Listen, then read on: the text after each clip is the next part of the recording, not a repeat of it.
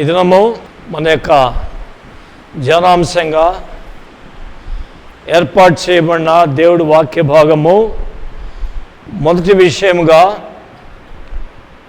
యోహాను రాసిన సువార్త 14వ అధ్యాయము 23వ వచనంలో ఉన్న దేవుడి యొక్క వాక్యాన్ని క్రీస్తు ప్రశాంత ప్రార్థనా మందిరం సంఘ సభ్యురాలు సోని దేవుని యొక్క వాక్యం చదివి వినిపిస్తుందండి. మరొకసారి చెప్తున్నాను. యోహాను రాసిన సువార్త 14వ అధ్యాయము 23వ వచనంలో ఉన్నటువంటి దేవుడి యొక్క వాక్యం చదువుకొని ప్రార్థన చేసుకొని వర్తమానాన్ని ప్రారంభించుకుందాం.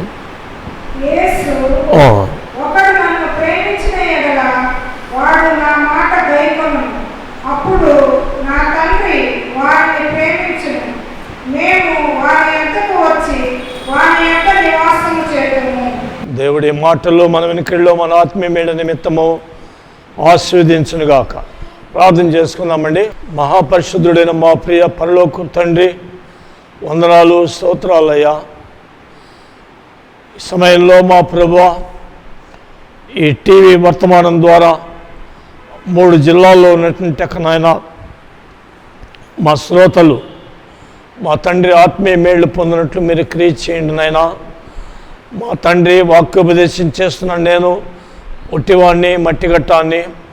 నన్ను మీ ఆత్మతో నింపి మా తండ్రి ఆత్మ ద్వారా తలంపులు నడిపింపు జ్ఞానం ఇచ్చి ఈ వాక్యోపదేశం చేయటకు వాడుకొని మీరే మహిమ పొందండి. ఈ వాక్య పరిచర్య మా తండ్రి మార్పు లేని వారికి మార్పు, రక్షణ లేని వారికి రక్షణ కలుగునట్లు మీరు కృప చూపించండి నాయన. మా శ్రోతల యొక్క కుటుంబాలలో ఇంకా రక్షణ పొందకుండా వాళ్ళు రక్షణ పొందాలి ప్రభువా. ఆధ్యాత్మికమైన చైతన్యం లేని వారికి ఆధ్యాత్మికమైన చైతన్యము అనుగ్రహించమని ప్రార్థిస్తున్నాం తండ్రి. చదువుకుంటున్న బిడ్డలు చదువులో దీవించండి. నిరుద్యోగాలకు ఉద్యోగాలు ఏంటి ప్రభువా. వివాహం కావాల్సిన వాళ్ళకి వివాహం జరిగించండి. సంతానం లేని వాళ్ళకు సంతానం ఏంటి నాయన. ముఖ్యంగా అనారోగ్యంగా ఉన్నటువంటి ఎక్కనైనా మా శ్రోతల్లో మా తండ్రి మా సంఘంలో ఉన్నటువంటి ఎక్కనైనా అనారోగ్యంగా ఉండే వాళ్ళని మీరు బాగు చేయమని స్వస్థపరచండి నాయన. ఈ సంఘ స్థాపకులైనటువంటి దాసుడు ప్రభా వినయ్ కుమార్ గారికి మంచి ఆరోగ్యమేండి. వారి యొక్క కుటుంబాన్ని బిడ్డలు దీవించండి నాయన. మా తండ్రి మా ప్రభా, ఈ శ్రోతలందరి యొక్క కుటుంబాలలో మీ కృప తోడుగుంచమని ఈ వాక్య పరిచర్య ఆశీర్వాదకరమైనట్లు మీరు క్రియ చేయండి నాయన. ఈ JSTV ఛానల్ మా తండ్రి నాయన చైర్పర్సన్ నాయన దాసుడు మా తండ్రి బర్నబాగాన్ని కుటుంబాన్ని దీవించండి. మా తండ్రి టెక్నీషియన్ తమ్ముడు మహేష్ను కుటుంబాన్ని దీవించండి నాయన.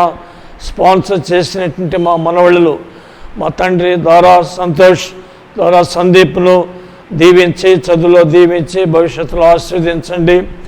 మా ప్రభా ఆమోస్ను షేకనాన్ని దీవించయ్యా. మీ కార్యములు జరుగుతున్నప్పుడు సాతాను అదృశ్యంగా అంతరాయం కలిగించేదానికి ప్రయత్నిస్తుంటాడు. సాతాను క్రియలు సర్వశక్తి కలిగినటువంటి నజరుడైన యేసు నామములో గద్దిస్తుండగా బంధించి మీరే మహిమ ఘనత ప్రభావాలు పొందమని యేసు నామమున వేడుకుంటున్నాం తండ్రి, ఆమేన్. ప్రేమైన మందిరానికి వచ్చి కూర్చున్నటువంటి సంఘ సభ్యులారా, మా టీవీ శ్రోతలారా, మొట్టమొదటిగా యేసు ప్రభు నామమున మీ అందరికీ వందనాలు చెల్లిస్తున్నానండి. మీరందరూ బాగున్నారు కదండి. మరి మీ కొరకు నేను రోజు ప్రార్థన చేస్తుంటాను. నా కొరకు, నా పరిచర్య కొరకు, మా సంఘ క్షేమాభివృద్ధి కొరకు కూడా మీరు ప్రార్థన చేయవలసిందిగా నేను మనవి చేస్తున్నా. పిల్లరా, ఈ దినము మన యొక్క అంశము దేవుని ప్రేమించు వారికి కలిగేది దీవెనలు. ఏమండి, దేవుని ప్రేమించినట్లయితే వాళ్ళకు కలిగేటక దీవెనలు. ఒక 3 విషయాలు దేవుని వాక్యంలో నుంచి నేను మీకు బోధిస్తాను. జాగ్రత్తగా వినండి. కూర్చున్న వాళ్ళు బైబిల్ దగ్గర పెట్టుకొని కూర్చోండి. మొదటి విషయాన్ని గురించి వాక్యాన్ని మనం చదువుకున్నాం. యేసు మరి యోహాను రాసిన సువార్త 14వ అధ్యాయము 23వ వచనాన్ని మొట్టమొదటి విషయాన్ని చదువుకుందాం.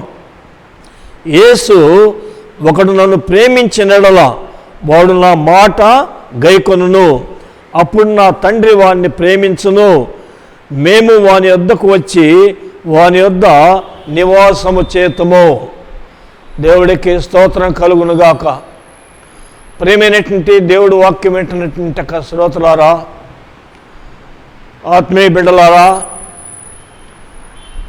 దేవుణ్ణి ప్రేమిస్తే కలిగేటువంటి ఫలితము, ప్రయోజనాలు, ఆశీర్వాదాలు అనేటువంటి అంశాల గురించి మన వాక్యాన్ని ధ్యానం చేసుకుంటున్నప్పుడు,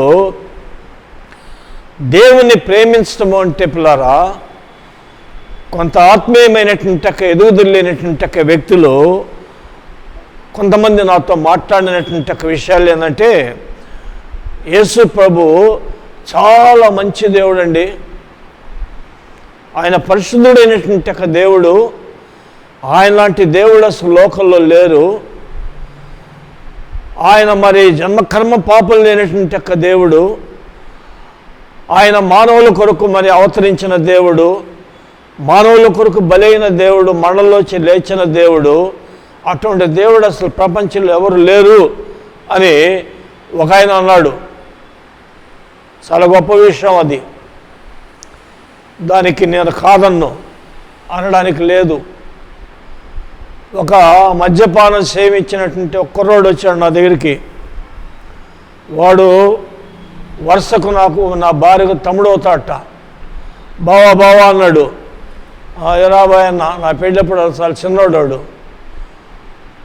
యేసు ప్రభు అంటే ఎంత మంచి దేవుడు అనుకున్నావు బావా అన్నాడు. వాడు చర్చికి రాడు. అవును నాయన, మంచి దేవుడు, చాలా గొప్ప దేవుడు ఆయన అన్న. ఎందుకు చెప్తున్నానంటే పిల్లరా, ఆయన్ను ప్రేమించడం అంటే మన పెదవులతో ప్రేమించడం కాదు. మరి ఆయన ప్రేమించడం అంటే ప్రభు చెప్పిన మాటలు, ఒకడు నన్ను ప్రేమించిన యెడల వాడు నా మాట గైకొనును. ఏంటండి, యేసు ప్రభువుని ఎవరైనా ప్రేమిస్తే వాళ్ళు ఏం చేయాలట? నా మాట గైకొనాల, నా మాట వినాల. దేవుడి మాట మనం వినకుండా నేను దేవుణ్ణి ప్రేమిస్తున్నానంటే అందులో అసలు అర్థం లేదు. ఆయన మాటలు వినాల. దేవుడు ఆది కాడి నుంచి ప్రకటన వరకు తండ్రి అయిన దేవుడు, కుమారుడైన దేవుడు, పరిశుద్ధాత్మ దేవుడు, ఈ త్రియేక దేవుడు ఆయా కాలాల్లో ప్రవక్తల ద్వారా, అపోస్తల ద్వారా, భక్తుల ద్వారా వ్రాయించినటువంటి ఆయన మాటలు ఎవరైతే గైకొంటారో, ఏంటండి, గైకొనాల. బైబిల్లో మనం చూస్తే చాలా చోట్లలో ఈ మాట రాయబడినటువంటి ఈ మాటను మనం గమనించవలసినటువంటి వారమై ఉంటున్నాం. ఆయన మాట గైకొనాల మనం. ఆదివారం ఆరాధనలకు క్రైస్తవులు వస్తున్నారు, మంచిదే. టీవీ వాక్యాలు వింటున్నారు, మంచిదే. ఉజ్జీవ సభలాయ ప్రాంతాలు జరుగుతున్నప్పుడు మరి ఆటోలు వేసుకొని కుటుంబ సమేతంగా వెళ్తూ ఉంటారు, మంచి విషయాలు ఇవంతా కూడా.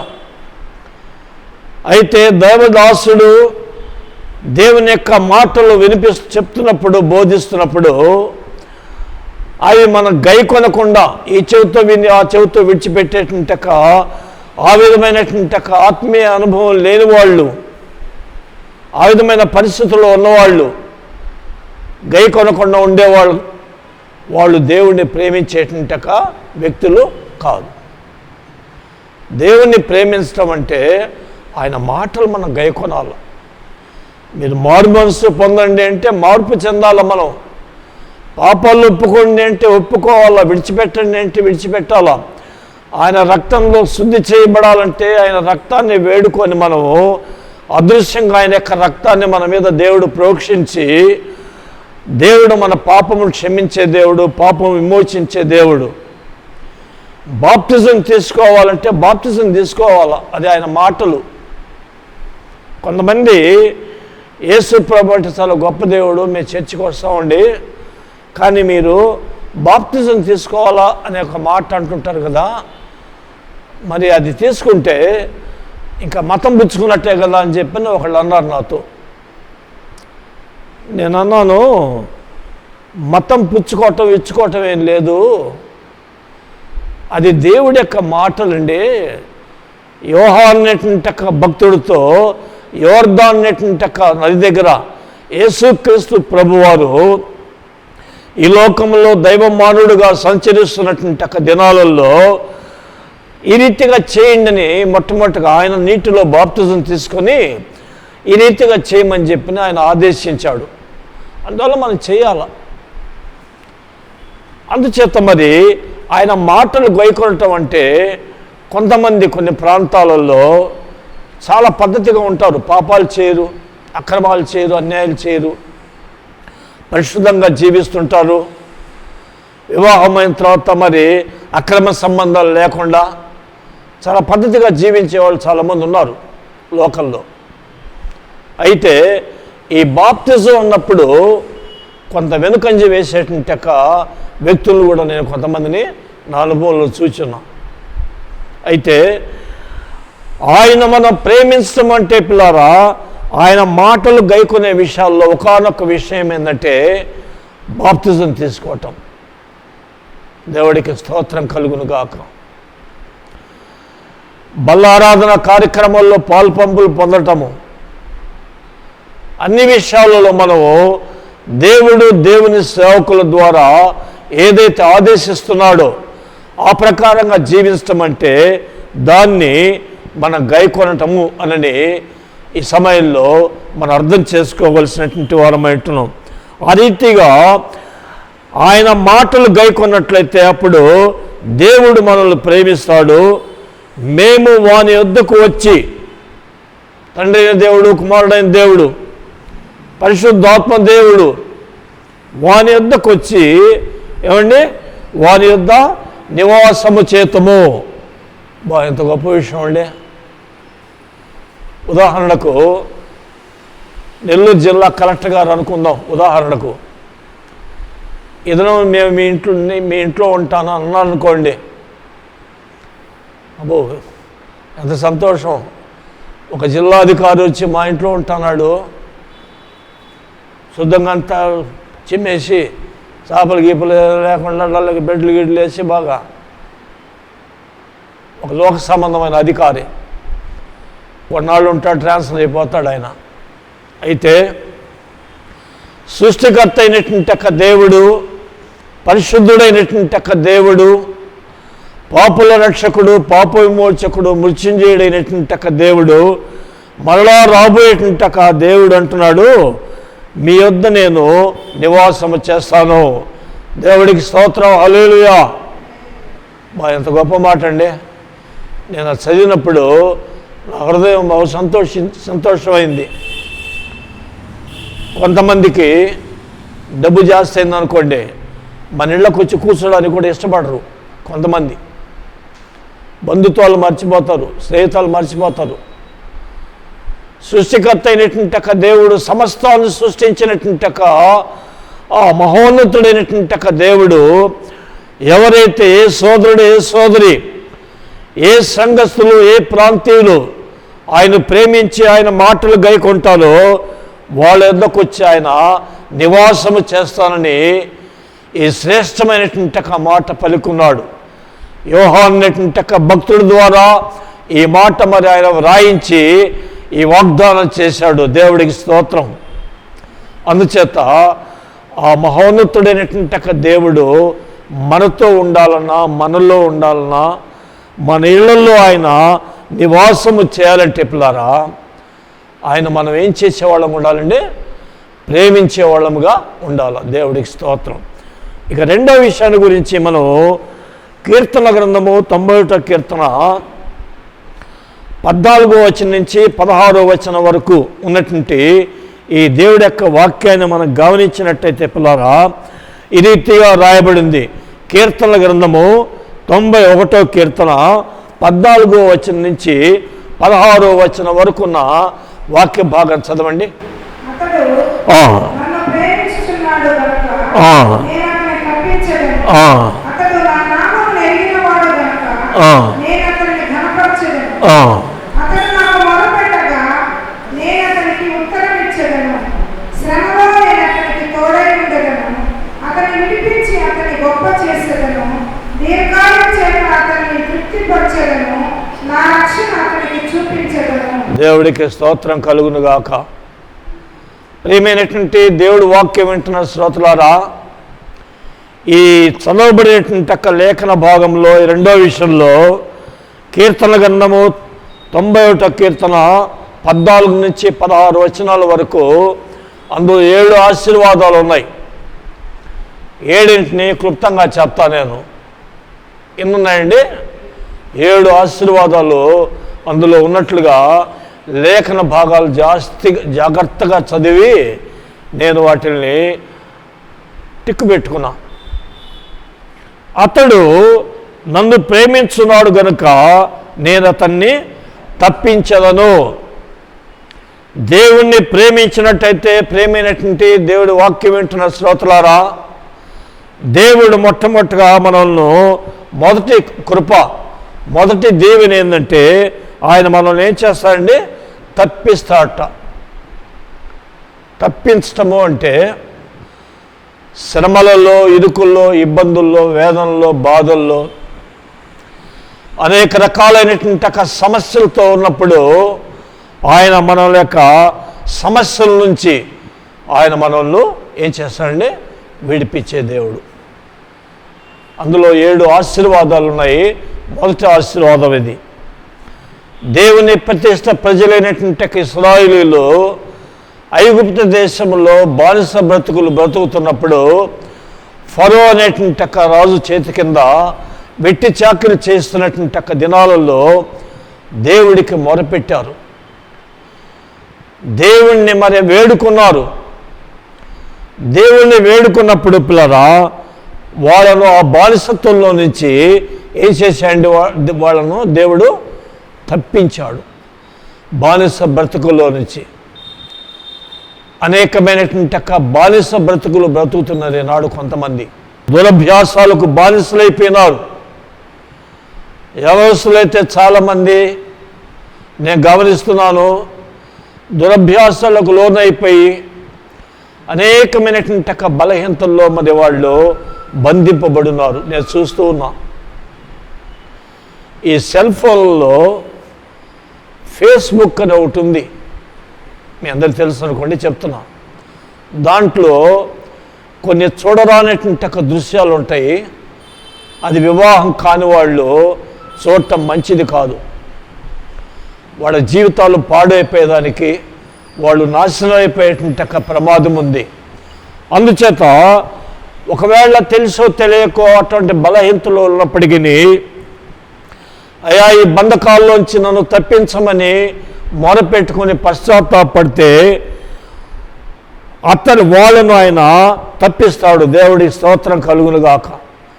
ఇది మొదటి ఆశీర్వాదం. ఈ 2వ విషయంలో అటు తర్వాత మనం చూసినట్టయితే పిల్లరా, అతడు నా నామం ఎరిగిన వాడు గనుక నేను అతన్ని ఏం చేస్తానండి? ఘనపరిచెదను. దేవుడు ఘనహీనులైనటువంటి వారిని, అనేక రకాలైనటువంటి పాడైపోయినటువంటి జీవితాలను, రోడ్లంబడి తిరుగుతున్నటువంటి వాళ్ళను, సరైనటువంటి సమాజంలో గుర్తింపు లేనటువంటి పరిస్థితిలో ఉన్నటువంటి వాళ్ళను దేవుడు ఆయన నామం ఎరిగినట్లయితే, ఆయనను ప్రేమించేటువంటి వాడుగా ఉన్నట్లయితే, ఆయన ప్రేమించేటువంటి స్త్రీలుగా ఉన్నట్లయితే వాళ్ళని ఏం చేస్తాడు? దేవుడు ఘనపరుస్తాడట. దేవుడికి స్తోత్రం. ఘనపరచటము అంటే మీకు తెలిసిన విషయమే. వాక్యం చెప్పేటప్పుడు దైవదాసుడిగా నేను వివరించడం అనేటువంటిది అవసరము. సమాజంలో మనల్ని ఒక మంచి స్థితిలో ఆయన ఉంచుతాడు. అది ఘనపరచడం అంటే. హీనమానమైన పరిస్థితుల్లో తిండి తిప్పలు లేకుండా చింపిరి గుడ్డలతో అప్పుల పాలైపోయి అప్పులలో చేదులాడు అడుగుతుంటే అవమానానికి తట్టుకోలేకపోవటం అనేది లేకుండా మనల్ని దేవుడు మరి తినేదానికి తిండి, కట్టుకోవడానికి బట్ట, ఉండేదానికి ఒక యోగ్యమైనటువంటి అది చిన్నది కానీ పెద్దది కానీ ఒక గృహాన్ని ఇచ్చి మన సమాజంలో నెమ్మదిగా జీవించటం అనేది సమాజంలో మరి అది మనల్ని ఘనపరచటం. పెద్ద లక్షలు కోట్లు ఉంటేనే కాదు, ఉన్నదాంతో సంతృప్తి పడి అప్పులు చేయకుండా ఉంటాం అనేది చాలా గొప్ప విషయం. ఉన్నదాంతో సర్దుకుంటే మంచిది. అప్పుడు సమాజంలో మనకు ఘనత ఉంటుంది. అటు తర్వాత మనకు గమనించినట్టయితే పిల్లారా, అతడు నాకు మొరపెట్టగా నేను అతనికి ఉత్తరం ఇచ్చేదను.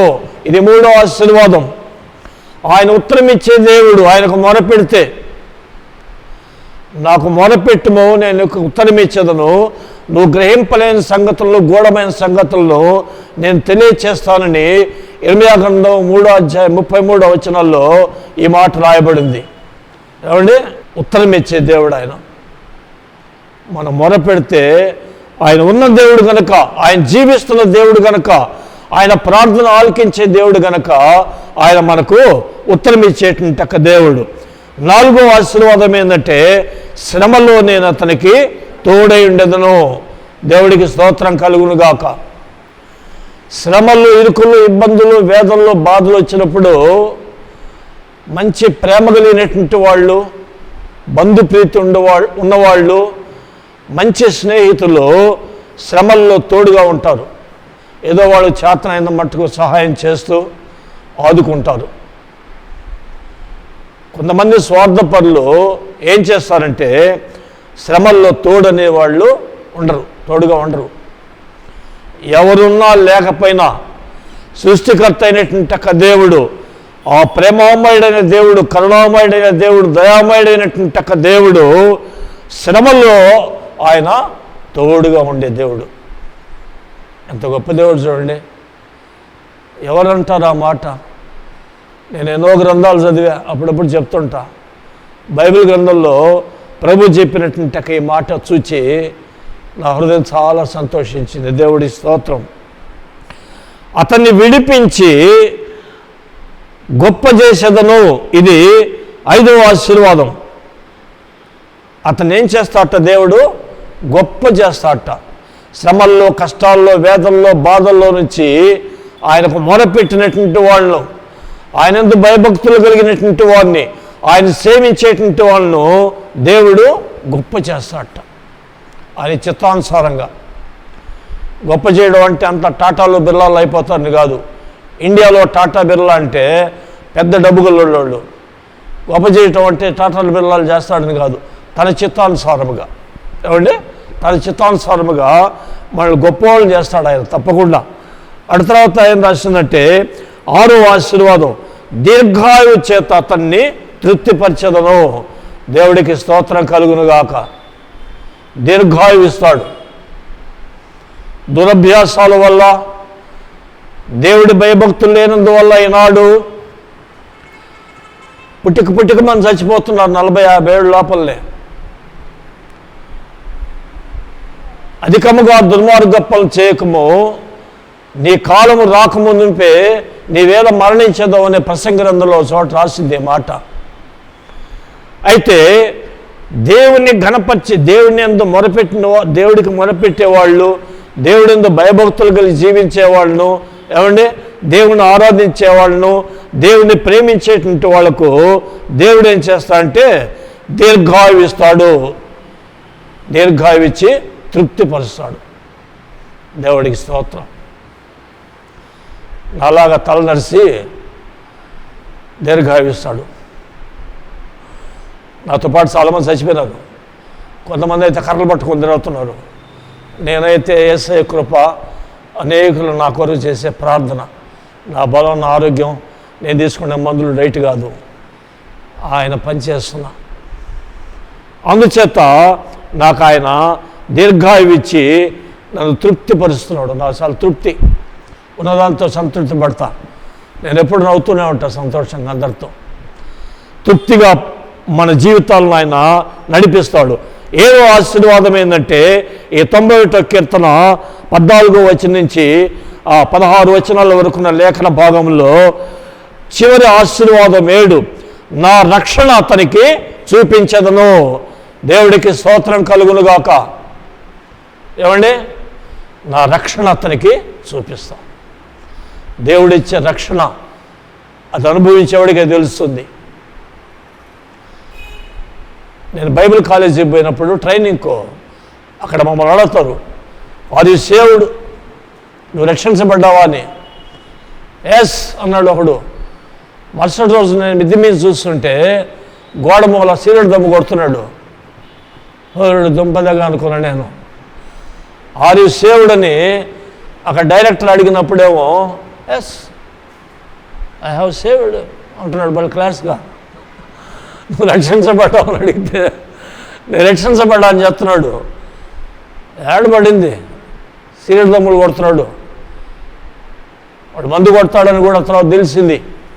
అటు కాకుండా రక్షణ ఆనందము, ఆత్మీయ ఆనందం, మనం మరణించిన తర్వాత మన ఆత్మ పరలోకానికి పోతుంది అనేటువంటి ఒక నిరీక్షణ అనేటువంటిది మన హృదయాంతర్భాగంలో ప్రభు ఉంచేటువంటి దేవుడు ఉంటున్నాడు. దేవుడికి స్తోత్రం కలుగును గాక. దీనంతటికీ పిల్లారా ఈ 7 ఆశీర్వాదాలు మనం పొందాలంటే ఏమండి 14వ వచనం రాసిన మాట, అతడు నన్ను ప్రేమిస్తున్నాడు. ఏదండి, అతడు నన్ను ప్రేమిస్తున్నాడు.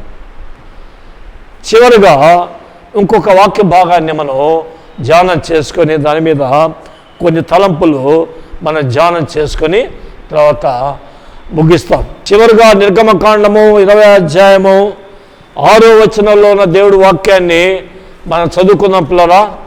ఈ 3వ విషయముగా పరిశుద్ధ గ్రంథమైన దేవుడి వాక్యమైన బైబిల్ గ్రంథంలో నుంచి నిర్గమకాండ 20వ అధ్యాయము 6వ వచనం చదవమా.